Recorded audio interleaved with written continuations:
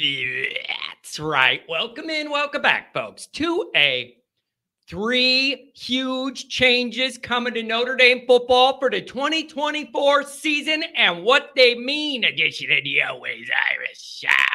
As always, thank you for being here. You can find the program on YouTube. Do it. Subscribe if you haven't yet. Appreciate it very much. Give the video a thumbs up. That helps Yanni Boy out as well. Notifications on that way. You alerted every time a new episode drops. I know you don't want to miss it. Twitter. Search bar, Always Irish Rat, Always Irish Inc. Emails, alwaysirishnd@gmail.com. Audio only, anywhere you want it. You can get it if you don't want to see my face. I don't blame you. Call in lines. 312-988-15. You dialed up. Tell Johnny all you've heard and seen. Instagram, Facebook, Always Irish Inc. USA Today, Fighting Irish Rock. You don't want to see me? Fine. You don't want to hear me? Fine, go read it. Then you can avoid both if you want. You can't get away from me, though. I'm covering all my angles. Patreon.com/alwaysirish. Former captain Mike GOOLSBY, leading tackler. By the way, I'm never not going to mention it. You're going to be a captain? What do I always say? If you're a captain, you got to be an emotional leader off the field, and you got to make plays on it. He fits the bill. That's why I like him as my partner. Thanks to everybody that's joined. All right. Welcome in, folks. Feels like just yesterday. Freeman was brand new. Everything felt new. And we were excited to see how Freeman would do on the fly, learning how to be a head coach at Notre Dame under the bright lights and all that. How's it going to go? It feels like that just happened, yet you blink and we're already into year 3. And we all know. Notre Dame fans know. Year 3 as a coach at Notre Dame changes things. History tends, for whatever reason, history tends to be on Notre Dame coaches' side if they're eventually going to get over the hump in year 3. It's just historically been a good year for Notre Dame coaches. In some ways, it makes sense to me, even though I've been made fun of over the first 2 years of the Freeman era for saying this, it's kind of true. Year 1, especially when you're a brand new head coach, you're just trying to keep your head above water. Feel your way through everything with intuition, get advice where you can, but it's one of them things where some of it you got to do it to feel it, to learn it, to be it. And you got to see it. Okay? So year 1 is keep your head above water, try and get through the year in one piece. You lose your starting quarterback week 2, and you're just scrambling from that's year 1. What I took crap for was year 2. I said year 2 is the calibration year. You dive in the best you can year 1, learn whatever you can. Then that between year 1 to year 2 should be a big evaluative period for Freeman to take stock of, here's how I went into this cold. Here's what I need to adjust now that I've learned more about this. So year 2 is a calibration year with the roster, with how you approach things, all of that. And people didn't want to hear it because it sounded like I was making excuses. But if you think about this flow, year 1, getting your feet wet. Year 2, you calibrate. And then what? Year 3, people, what do you start winning? Stop.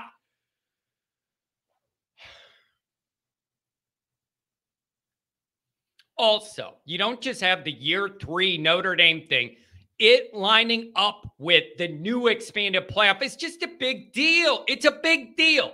It's a big deal that Notre Dame's evolved. The first time you have this big new party with more invites, I want to be at the party. So it's a big year.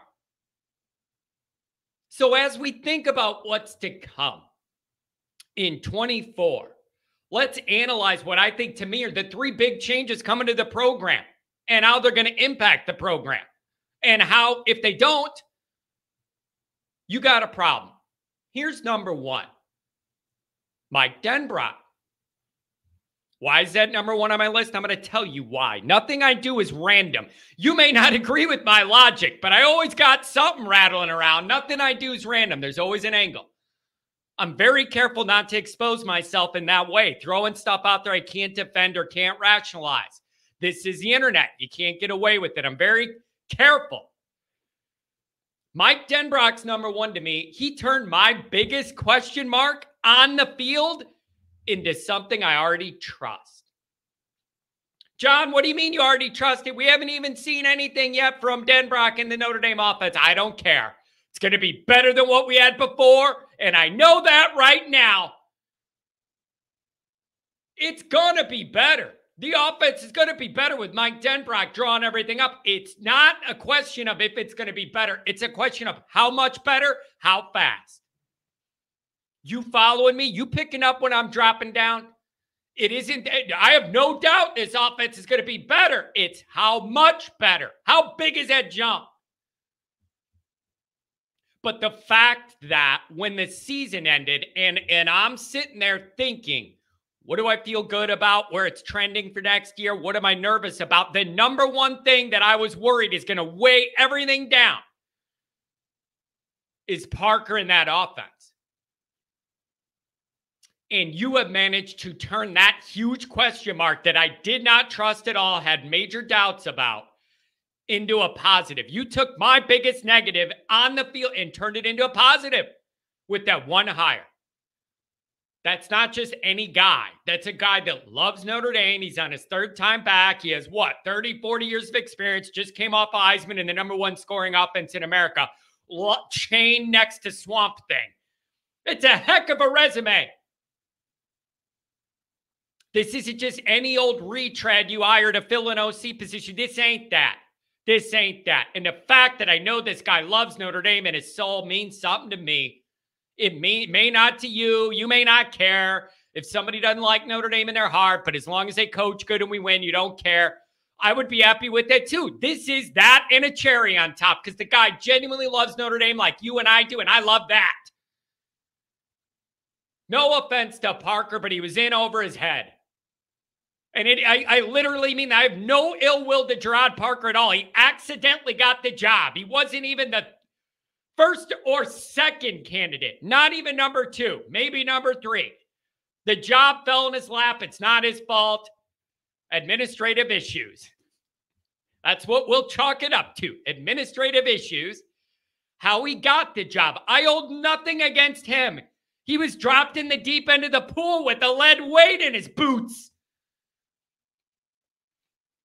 This could end up being the most important hire for Freeman. That defense is cooking. And the offense scores 900 points against Navy and Central and then can't do diddly poo against any defense with a pulse. Biggest on-field issue Notre Dame had was that one, and I think it might be over. I hope. So Parker was dropped in the deep end with lead boots on. I don't blame him, but you could see the struggle. And whenever you faced a real defense, we had no plan to start and no pivot when the no plan to start didn't work. Awful.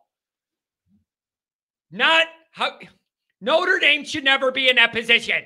Notre Dame should never be in that position they found themselves in.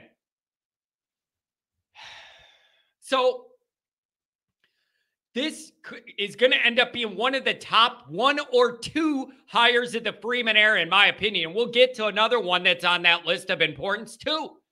Let's get into it right now. Number one's Mikey Denbrock. Welcome back home. I don't know how much better, but it's going to be better. And that is an arrow trending in the right direction. Number two, Lauren Landau. Lauren Landau. Here's the deal. You should all know it, but if you don't, you're going to learn it. There are two pieces of any college football program that if you don't have them where they need to be, you have no chance to win. Zero, none. Mike Ditka, zero. That's your IQ, buddy. Recruiting, strength, and conditioning. Those are the engines that drive a college program. And if you don't have them both operating efficiently and at a high level, you have no chance of winning on the national stage. Forget it. With Bailing last August, they were able to get through with the assistants they had or whatever. And then Freeman had another huge hire to make.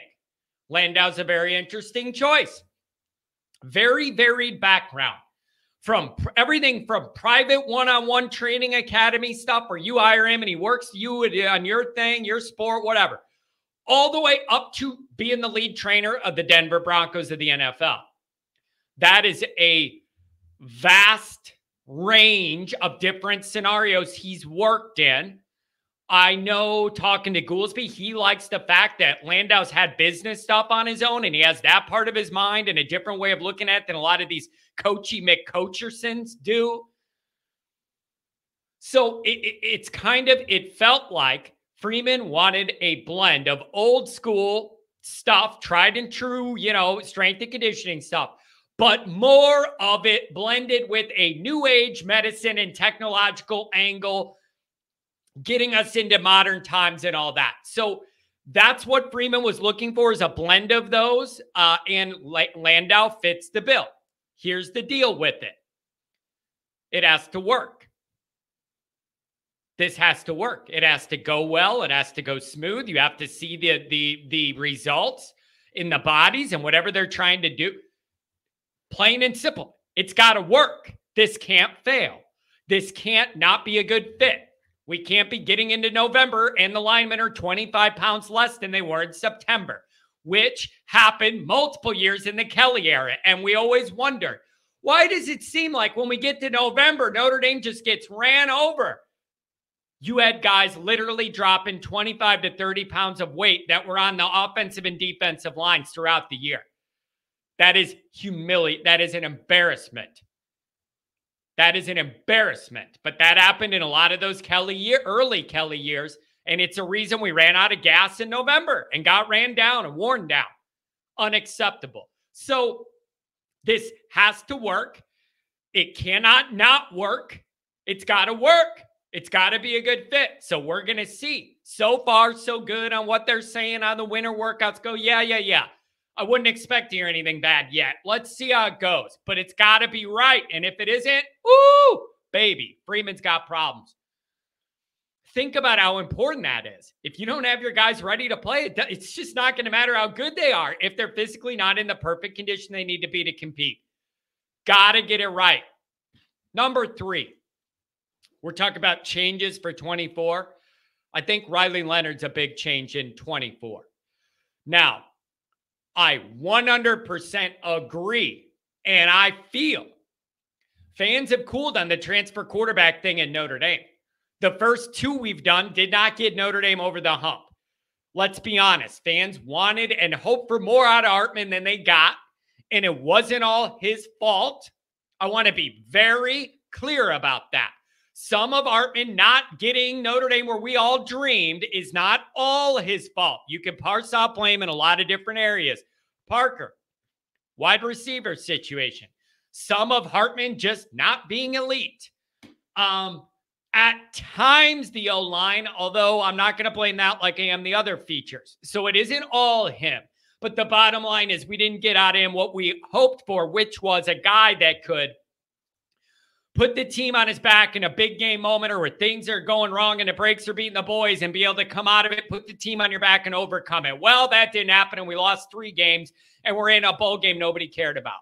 So I totally get why Notre Dame fans are not having the same hype they did when we got Hartman, because they feel like we just did this and we were disappointed. We're going to set the bar a little lower and maybe hope to be pleasantly surprised this time, rather than set the bar up here and be disappointed perpetually throughout the year. I shouldn't say throughout the year. From game 5 on. Games for 1 through 4 against the high schools, 46 points a game. Hartman for Heisman. Then we play the teams with real defense and real athletes. Nothing. Nothing. Listen, the guy's bigger, and I know there's an ankle concern that we caused. He's way bigger, way more physical. I like that right away. He's a gifted, skilled runner that likes to do it. It's going to be a part of the playbook. And also, he has Denbrock designing everything up. The 2 things Denbrock does best, I've heard, is find matchups, like know how to set things up to find matchups that favor your best guys. And number 2, just generally overall as an offense, getting the most output you physically can out of what you got. Those are the compliments I keep hearing about Denbrock. Those are 2 huge complaints I had last year. It didn't even feel like we were putting our good guys in a position to even succeed with the offensive plan. So with Denbrock designing everything, if the guy stays in one piece, I don't see how this looks much better. The idea that he's a legitimate running threat on any play automatically changes the way every defense looks at Notre Dame compared to how they did last year with Hartman. These factors alone make me think the offense should be way better. And I didn't even really mention anything about Leonard in the passing game and the wide receivers. Again, that's a group that's going to be better in 24, but it's not a matter of they're going to be better than last year. It's how much. They're going to be better. It's just how big is the jump, right? So when I'm looking at 24, those are the biggest changes that I see. And obviously, Leonard and Denbrock are going to be the stars of the show. Offense, all that, I get it. But don't forget about Landau's role behind the scenes. If those guys aren't ready to hang, you're going to know it late in the year, and it's going to be brutal. Got to get that right. So those are the three changes I have. And then I have one additional one to tack on that is not a change, but it's a good thing to have. Chad Bowden coming back, turning down Michigan, coming back with Freeman. I had Singer on for Blue and Gold last week. Me and Goolsby did. And we asked him about how important Bowden is to all the operation. He said he's very important.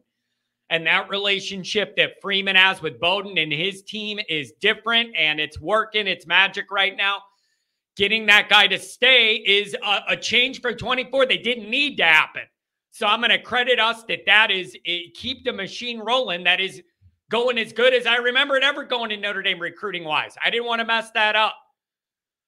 So these are some big picture things that I'm looking at as we turn the calendar into 24 here. Do you agree with my list? Do you disagree with my list? Would you have other things on the list? Let Johnny know.